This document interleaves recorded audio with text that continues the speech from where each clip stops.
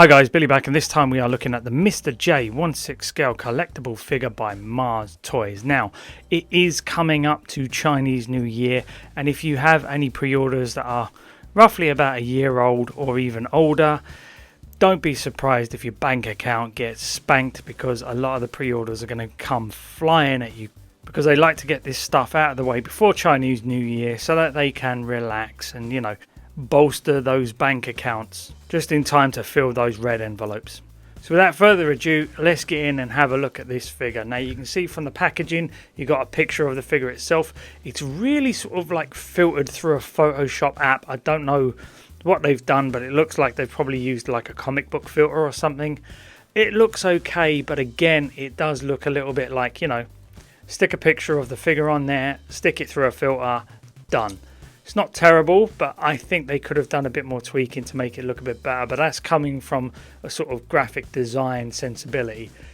I would have done something a little bit different. Doesn't mean they should. But again, I do like the text down here, Mr. J with the 1/6 scale collectible figure. Also, just out of curiosity, is anybody getting Killing Joke vibes from this picture itself? I think it's the two little dots in his eyes. It looks very much like that picture of the Joker in the Killing Joke where he's holding the photograph. I think he's got the Hawaiian shirt on, and he looks absolutely terrifying and menacing. So yeah, I guess that's a quite nice nod. It might be a happy accident, but you never know. They could have actually thought about that. And then on the side here, we've just got 1/6 scale collectible figure. And then on the back, we've got pictures of the figure itself with two different head sculpts.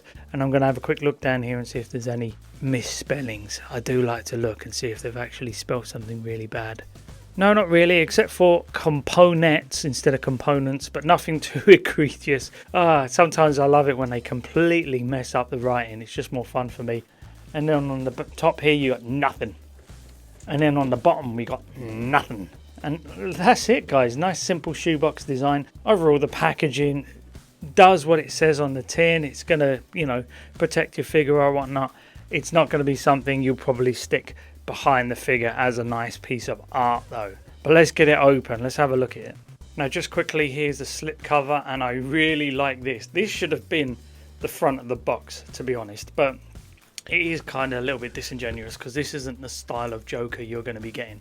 Sure, it's Jack Nicholson, but it's going to be from a different part of the movie, more like the gallery Joker rather than the traditional Joker. Now I think Mars Toys actually did do a traditional Nicholson Joker, so maybe that's where they got these images from, and it's very, very nice. And then when we pull down this slip sleeve, wow, we can see we've got the figure there, we've got some head sculpts, all these accessories. I think there's a stand in there, I'm not 100% certain, but we're going to pull this all out. Let's have a butcher's. Now, one of the reasons I actually pre-ordered this was not just because of the prototype pictures, which look pretty good, but also because of the 66 Joker that they made. I was really impressed by that Romero Joker, and it is the best Romero Joker in 1/6 scale we've ever got. Might actually be the only one, but they actually did do a solid job of it. So I was really interested in getting this guy because I do have the Hot Toys Mime Joker and the Hot Toys original DX08, I believe, Joker. So this would complement those Jokers very, very well. Okay, and here's everything just straight out of the box. I've just all put it on the turntable, and he comes with a fair bit, so it's going to take me a little while to go through it all, but hopefully by the end you'll get a good comprehensive understanding of exactly what we get. So let's have a look at the accessories first. As you can see, he comes with quite a bit. He comes with relaxed hands, splayed out hands, finger pointing hands, gripping hands, and they all look really, really good. I really like what they've done here. Zoom in on that, but they do feel a little hard, a bit tough. So I'm not sure exactly how easy these are going to get on and off the peg, but hopefully they'll be okay. And then of course he comes with a paintbrush, which is again a very nice looking design. It looks exactly like a real paintbrush, and it's even got some purple paint on the end for him to write Joker was here like he did in the painting. And then he comes with a fuzzy purple hat that he wore in the scene where he's actually approaching all the bosses of the gangs, I guess you would call it. I don't know, the meeting. That seems to be a thing in a lot of Batman films, Joker going to these big meetings and, you know, exerting his dominance. But again, yeah, it looks okay. It's a little bit fat around the brim here, but it'll be interesting to see what it's like on the figure itself.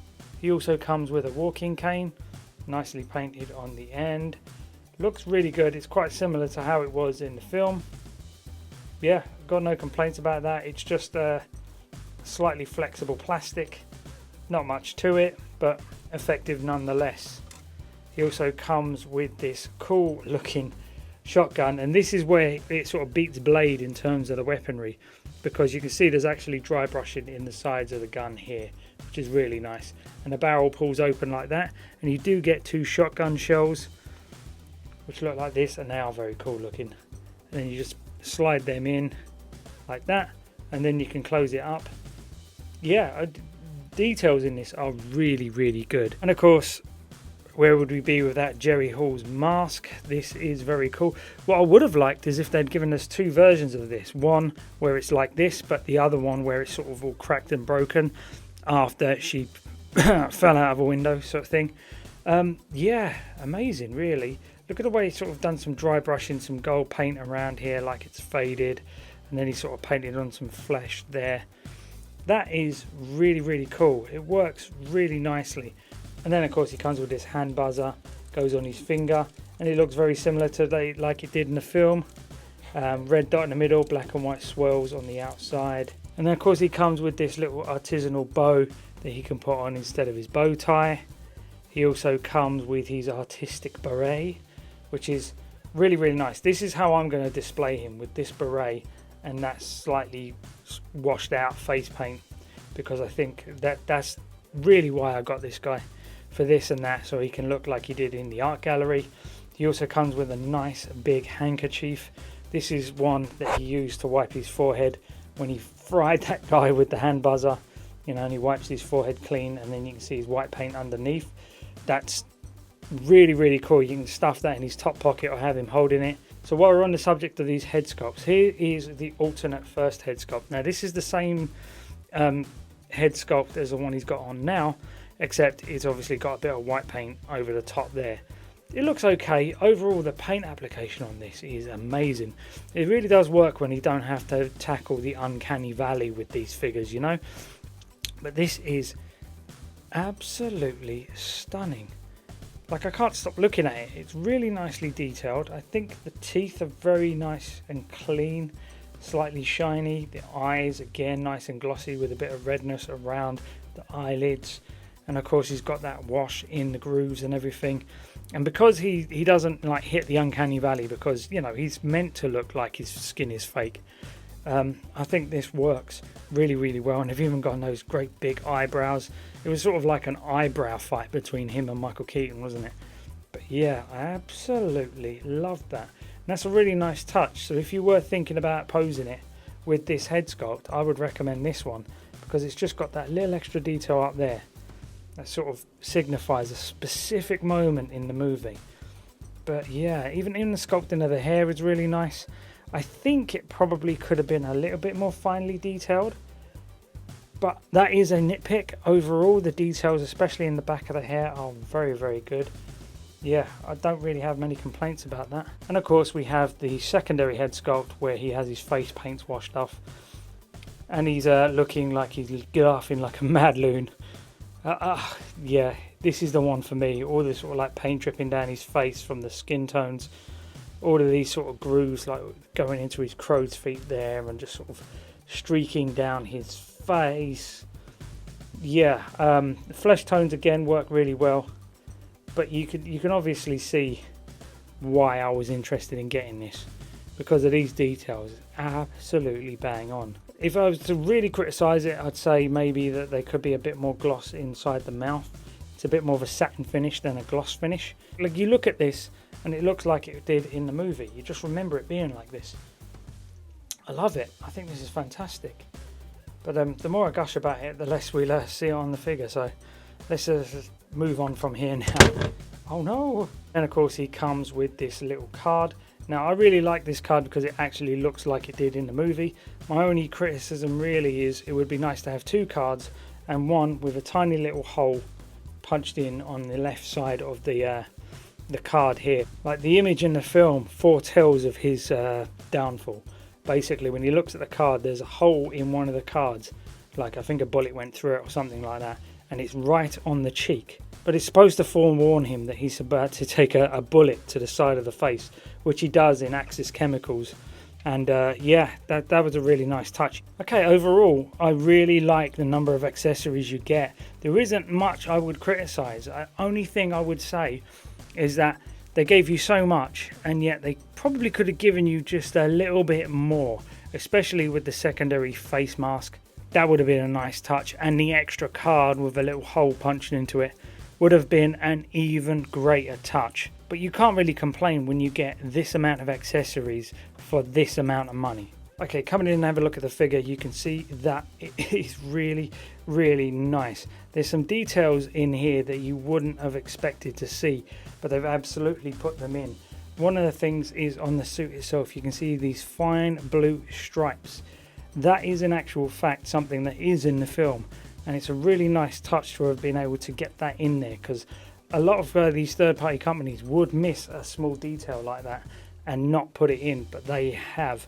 Now what I will say is I think the suit can be a tad bulky. I know it wasn't like really thin in the film anyway, but I think the waistcoat really puffs this out a little bit too much just here. So yeah, I think it's not the end of the world, but yeah, it does look a little bit bulky. He does look like he's got a little bit of a punch, you know. Maybe Jack Nicholson did, I'm pretty sure he did. But yeah, it's still not too bad. And I know he was wearing sort of like the old 40s gangsters style suit anyway, so they were slightly oversized when it came to actual wearing suits back then. But look at the head sculpt. Just come in and have a look at this head sculpt. It is absolutely fantastic. The details are amazing. Let me zoom in. All the shading around the eyes, just all these little details, the slight redness around the lips here, just absolutely fantastic.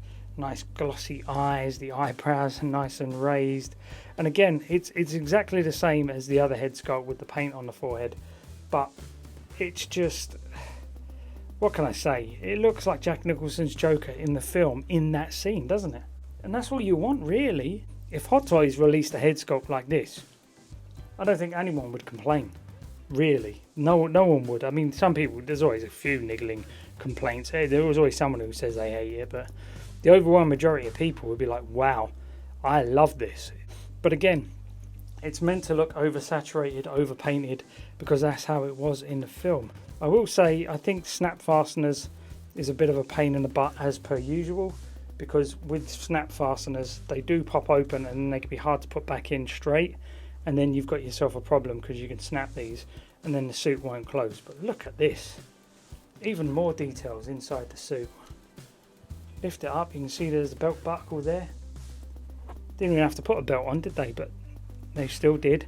And you can feel there is like a soft foam underneath, so the padding thickens out the body a little bit. So in actual fact, you could probably take that padding out if you thought he looked a bit too thick. Even the inside lining is nice and thin here. Coming down, they've even given him socks. Pull your socks up, son, come on. Oh, there's a thread loose there. But look, there is even some ankle articulation, which you wouldn't expect. We'll go through all that in a minute. Look at the details in this tie here. They've actually given him the stripes and everything, the purple and green. The body is pretty firm. He looked down about that much. Look up about that much. He can do a full 360 spin.